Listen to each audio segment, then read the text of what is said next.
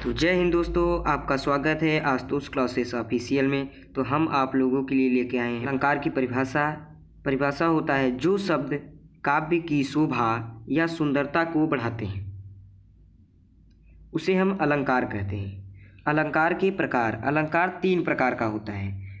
शब्दालंकार, अर्थालंकार, तीसरा होता है उभयालंकार, जो कि वह इम्पोर्टेंट नहीं है। शब्दालंकार को आइए हम देखते हैं।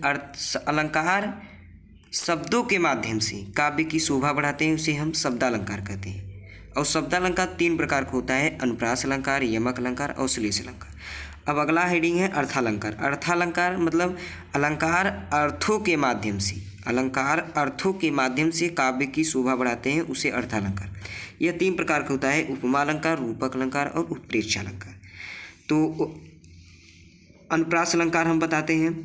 अनुप्रास अलंकार जब एक ही वर्ण या अक्षर बार बार आए तो वहाँ अनुप्रास अलंकार का प्रयोग होता है। उदाहरण के लिए जैसे तरनी, तनुजा, तर्तमाल, तरुवर, बहुछाई। यहाँ त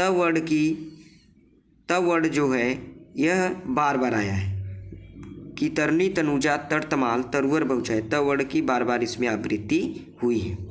अगला है यमक अलंकार। जब एक ही शब्द 2 या 2 से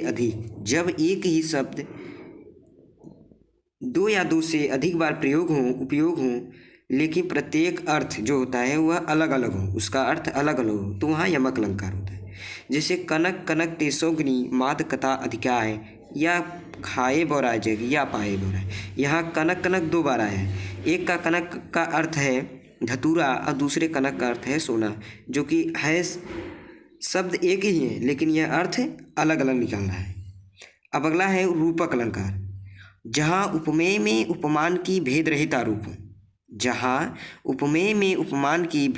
आरोप हो, वहाँ रूपक अलंकार होता है। जैसे उदाहरण के लिए चरण कमल बंदो हरि राय। तो यहाँ हम अनुप्रास अलंकार बता दिए हैं, यमक अलंकार बता दिए हैं और रूपक अलंकार बता दिए।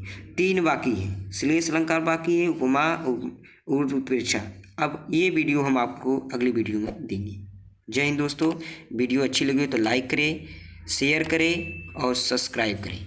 जय हिंद।